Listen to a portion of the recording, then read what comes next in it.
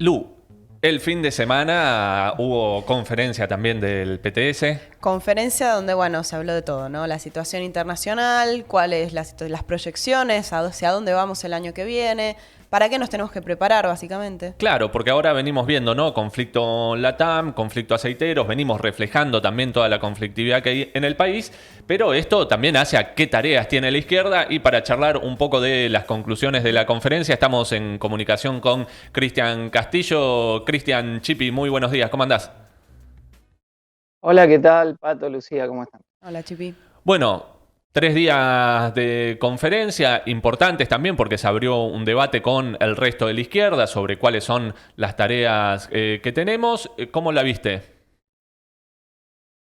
Bueno, en realidad la conferencia fue la conclusión de un poquito más de un mes de una intensa deliberación en todo nuestro partido, en el PTS, a partir de que el 6 de noviembre publicamos las tesis políticas nacionales y un documento para discutir la orientación partidaria para el próximo periodo. A partir de haberlos publicado en la Izquierda Diario, bueno, empezamos una deliberación que incluyó muchas colaboraciones de compañeras y compañeros de todo el país, y donde también, bueno, hubo una contribución de las tesis de Jorge Altamira y recientemente sobre el filo de la realización de la conferencia también de los compañeros del Partido Obrero, una contribución de Pablo Giachelo del PO. Y bueno, y junto con estos dos documentos estuvo la respuesta que escribimos al texto de Altamira, también una actualización de la situación de la lucha de clases en todo, desde que escribimos el documento hasta el momento, y una también eh, planteando el nuevo rol para la izquierda diario multimedia, ¿no? Entonces creo que ha sido una conferencia que es producto de una deliberación colectiva muy importante y que bueno, y tuvo 3 sesiones. En primer lugar, el día viernes, y un documento sobre la situación internacional de Claudia Chinati, que en el día viernes, que estuvo dedicada a la situación internacional, tuvo aparte un informe de Emilio Albamonte, que bueno, que va a estar disponible próximamente también en la Izquierda Diario, sobre algunas cuestiones del método marxista para cómo analizar la situación internacional y en qué sentido en la actualidad se actualiza la idea de que estamos en una etapa de crisis, guerras y revolución. Entonces, si bien digo, la convocatoria de la conferencia tuvo como punto central la discusión nacional y la orientación, el viernes estuvo dedicado a conversar un poco el contexto de la situación internacional en el cual se desarrollan los acontecimientos nacionales, ¿no? Y el día sábado tuvimos una deliberación sobre los contornos de la situación nacional actual, tanto lo que hace a la coyuntura como a la perspectiva más general de la etapa en la que estamos viviendo, obviamente eh, caracterizada por una crisis capitalista internacional de magnitud muy importante, producto obviamente que venía previamente gestándose, pero profundizada enormemente en la pandemia, y la perspectiva de que eso va a agudizar las tendencias a la intervención del movimiento de masas, que ya veíamos previamente a la pandemia, pero que ahora nuestro pronóstico es que se van a ver en forma ampliada, ¿no? Como en parte ya vimos durante las movilizaciones tras el asesinato de George Floyd en Estados Unidos y algunos otros acontecimientos posteriores. Entonces digo, en ese marco estamos ante una coalición de gobierno relativamente lo que ha acordado en lo central de empezar una política de ajuste para moldarse a los dictados del Fondo Monetario Internacional. Eso creo que lo hemos visto claramente y que la pandemia nos ha dejado una situación económica y social profundamente crítica, ¿no? Con un 60% de pibes y pibas bajo la línea de pobreza, casi llegando al 50% en la medición general, 3,7 millones de personas que perdieron sus puestos de trabajo, una nueva pérdida del salario este año, 5 puntos, ¿no? Suma, ya si uno ve del 2015 a la fecha, un 20% de caída del salario promedio, lo cual es una caída altísima, ¿no? Claro.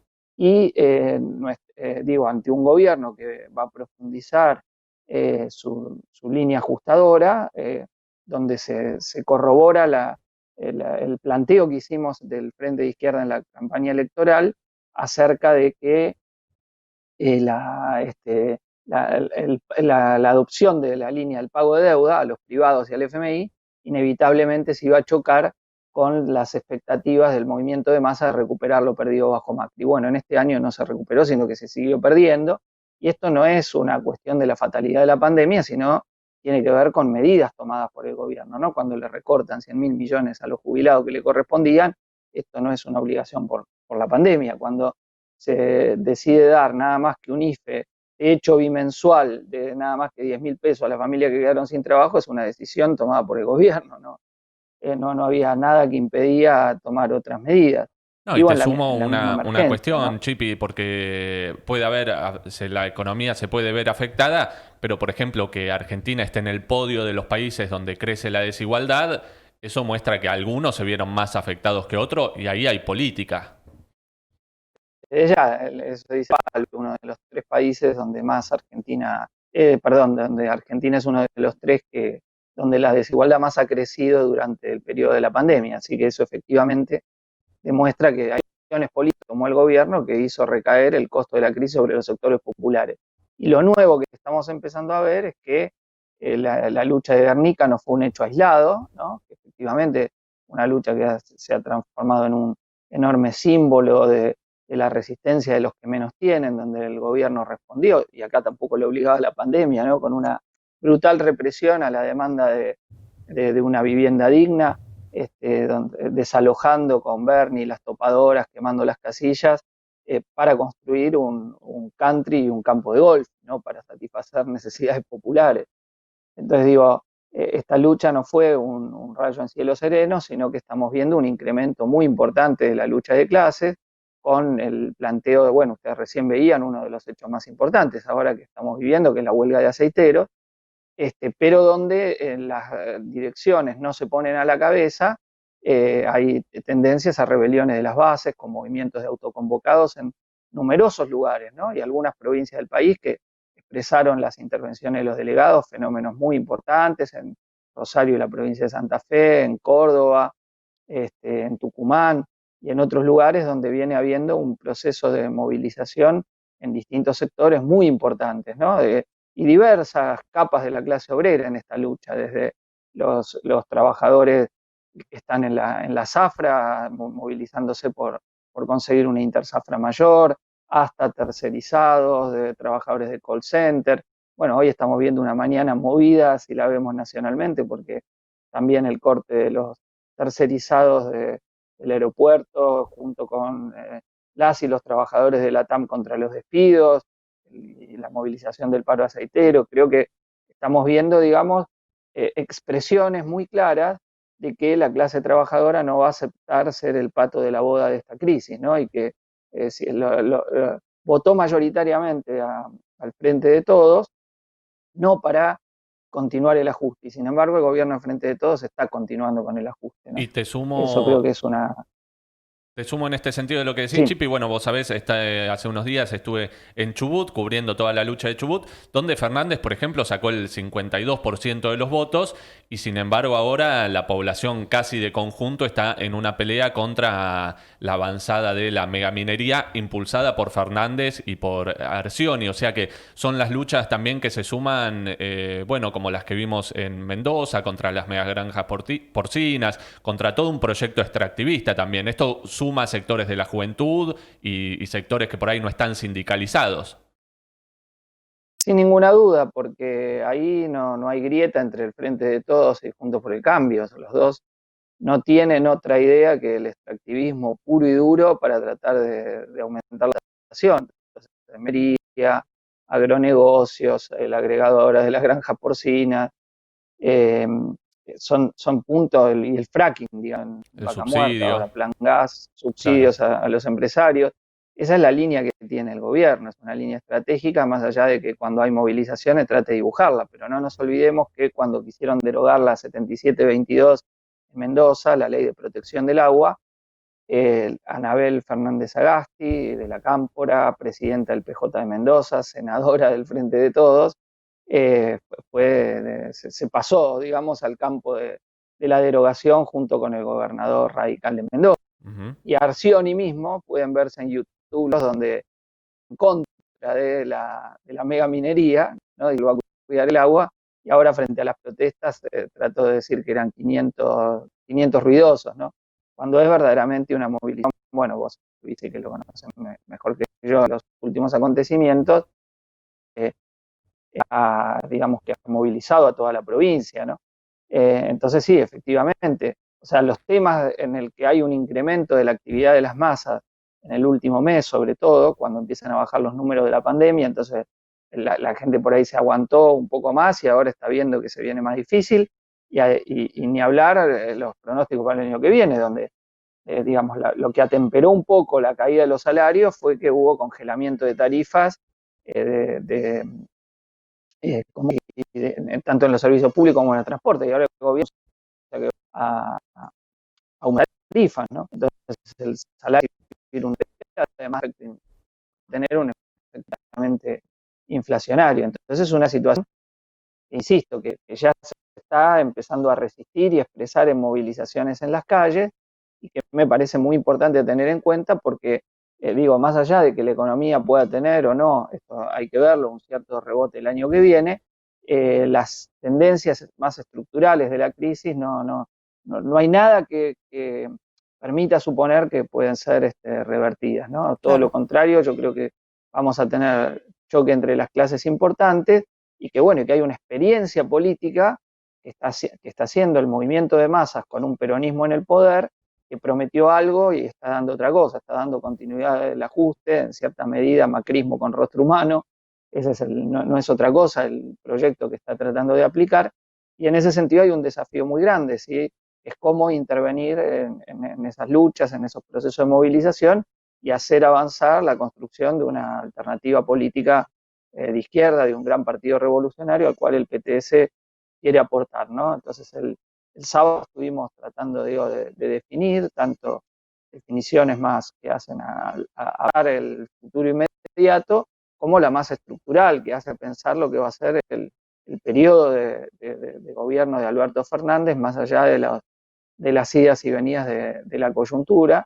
Y bueno, y creo que esa es una situación muy importante, porque si vos ves, no hay otra fuerza política que critique por izquierda al gobierno en este momento. El gobierno ha agarrado a sectores de la izquierda llamada popular, y diversos otros sectores, y solo el Frente de Izquierda y nuestro partido como parte del Frente de Izquierda hemos quedado como una alternativa anticapitalista y socialista frente tanto al gobierno como a Juntos por el Cambio, ¿no? El otro día La Nación publicaba una nota sobre la intervención de la oposición parlamentaria, analizándola, y decía que Nicolás del Caño y Romina del Plan han sido una oposición intransigente con el gobierno y a la vez claramente deslindada de la derecha de Juntos por el Cambio. Entonces, esa es la expresión más superestructural en el terreno parlamentario, donde esto se ha expresado también. Bueno, es más general, digo, en el proceso de la realidad de la vida de las trabajadoras y trabajadores, en sus lugares de trabajo, en la juventud precarizada, otro gran actor también de las luchas y movilizaciones durante todo el proceso que posible entender. Y bueno, es, digamos, cómo intervenir en ese proceso para tener entre la izquierda, o sea, nosotros parte del Frente de Izquierda, que consideramos una gran conquista. Hemos planteado en el 2018 la necesidad de abrir una discusión para avanzar a ver si se puede hacer un partido común. Esto en principio no lo aceptaron, sacar un boletín en común para hacer debate el resto de la fuerza, pero sí hemos continuado haciendo experiencias en común. Hicimos la conferencia virtual internacional de América Latina y los Estados Unidos, tenemos debates cotidianos, nuestros propios documentos hechos públicos, el debate en la izquierda. Ahí constatamos que por el momento tenemos varias diferencias que son relevantes, que impiden constituir una organización común, pero de nuestra parte vamos a continuar alentando esos debates y esas experiencias comunes, y también tratando de lograr que miles de nuevas y nuevos activistas, luchadores de la clase trabajadora, de los sectores populares, del movimiento de mujeres, del movimiento ambientalista, vean la necesidad de constituir una fuerza política revolucionaria para terminar con la Argentina capitalista y poder dar lugar a un gobierno de las y los trabajadores que empiece a revertir esta decadencia en la cual tiene responsabilidad obviamente toda la clase dominante y todas las fuerzas políticas que han expresado estas clases dominantes. No es que Juntos por el Cambio y el gobierno actual sean exactamente lo mismo. El de Macri expresaba un gobierno más directamente del gran capital, ¿no? Es un gobierno que tiene una relación más allá, digo que parte de quienes conforman la coalición son, digamos, expresión directa de ciertos sectores de la clase dominante. De conjunto, la gran burguesía no lo considera un gobierno directamente propio, ¿no? Y eso hace a que, digo, esto independientemente de la orientación completamente ajustadora y pro patronal que tiene el gobierno y de subordinación al régimen del FMI, que comparten las dos fuerzas políticas, las dos coaliciones políticas por hoy mayoritarias. Pero esto a continuas inestabilidades, ¿no? Al hecho de una división en las alturas que es permanente y que se expresa también con la intervención del aparato judicial, bueno, todos elementos que dan inestabilidad permanente a la situación, ¿no? Sí, donde no hay Entonces ningún creo que sector es... que esté planteando una salida progresiva claramente, incluso las críticas dentro No, de... no. El programa económico, digamos, lo que tienen en común es subordinarse al FMI, organizar toda la economía en función del pago de deuda Claro, común, el proyecto extractivista, etcétera. Después tienen distinta base con la cual tienen que lidiar. Lo que pasa es que la gran burguesía, digo, su balance de Macri es que Macri fue un blandito, que así no es. hizo todo lo que tenía que hacer en cuanto a ajustar al pueblo. Entonces, mientras el pueblo trabajador lo vivió como un ajuste brutal estos 4 años, la gran burguesía dice, al final no hiciste nada o casi nada o poco de aquello para lo que te habíamos puesto ahí. Y ese es el mandato que tiene para el propio gobierno de Alberto, que a la vez tuvo un voto para ir en contra del ajuste que había hecho Macri y sin embargo siguió ajustando en la pandemia. Ahora, digamos, la pandemia le ha permitido justificar en parte el ajuste y una parte digamos, importantes sectores han dicho, bueno, otra cosa no se podía hacer, ¿qué le vamos a hacer? Pero ahora está quedando claro que eso la gente no lo va a soportar, ¿no? Insisto, que votó para terminar con el ajuste, no para que le sigan aplicando el ajuste, y lo está haciendo saber en la calle, lo está haciendo saber con las movilizaciones, con las luchas, e insisto en algo que mencionaba antes, muy importante, que es que cuando los dirigentes traicionan, y que es lo predominante en las direcciones burocráticas, y no salen a la lucha, bueno, están empezando a ser rebalsados por las bases, ¿no? Este es un fenómeno, digo, hay autoconvocados, digo, en la Unión Obrera Metalúrgica, un gremio es caracterizado por el control verticalista, donde enseguida, ni bien abren la boca a los trabajadores descontentos, arregla la burocracia y la patronal para echarlos. Bueno, ahora esto no les está resultando, ¿no? Bueno, de hecho, No recién salen a la hablábamos lucha, con bueno, hay sectores... movimientos de autoconvocados en todos lados, ¿no? Sí, hablábamos con aceiteros, sindicatos siempre muy afines a las patronales, como por ejemplo el de San Lorenzo, de aceiteros de San Lorenzo, que de hecho no es parte de la federación, se plegó, ahí explicaban, bueno, la fuerte presión desde las bases. Me parece una de las cosas más saludables también es para actualizar esta situación y ver qué salida alternativa, ¿no?, a la que nos ofrecen los partidos tradicionales, que esta conferencia sea pública, sus documentos. Bueno, pueden encontrar también el artículo de Claudia Chinatti también en La Izquierda Diario para leerlo, para hacer comentarios. Vamos a Sobre estar la subiendo... situación internacional, es el de Claro, Claudia Chinatti. y vamos a estar subiendo también informes tuyos y también de la discusión del partido para que se haga pública gran parte de la conferencia e invitar también a todas y todos los oyentes de Alerta Spoiler a que se sumen, a que se hagan parte de este debate. Es una tarea colectiva la de construir una salida de las y los trabajadores. Chipi, te agradecemos mucho la comunicación. No sé si querías sumar algo. No, sí que quienes tengan interés en seguir, en esta semana vamos a estar publicando partes de la conferencia, sí que, y ya los documentos públicos, ¿no? Que fueron varios, porque insisto, aparte de los que presentaron la apertura del debate, después salieron varios más, ¿no? La polémica, como dije, que tuvimos con Altamira, la actualización de la situación internacional de Claudia, la nota de Fernando Skolnik y Laura Leaf sobre el rol de lead multimedia, la actualización que hizo sobre la tendencia a la mayor actividad en la lucha de clases que hicieron las y los compañeros de la Comisión de Movimiento Obrero de la dirección del PTS. Bueno, toda una serie de elementos y digo, va a estar el informe del viernes de Emilio, así que Emilio Albamonte, así que creo que las compañías y compañeros que quieran seguir lo central de las deliberaciones, bueno, van a poder verlo por La Izquierda Diario en esta semana, así que síganlo atentamente. Dale, queda Muy bien. planteada la invitación, te agradecemos mucho la charla, seguramente te vamos a estar molestando antes de fin de año. Bueno, cómo no, muchas gracias. Hasta luego. Dale, un abrazo. Un minuto faltan para las 11 de la mañana, breve tanda y ya volvemos.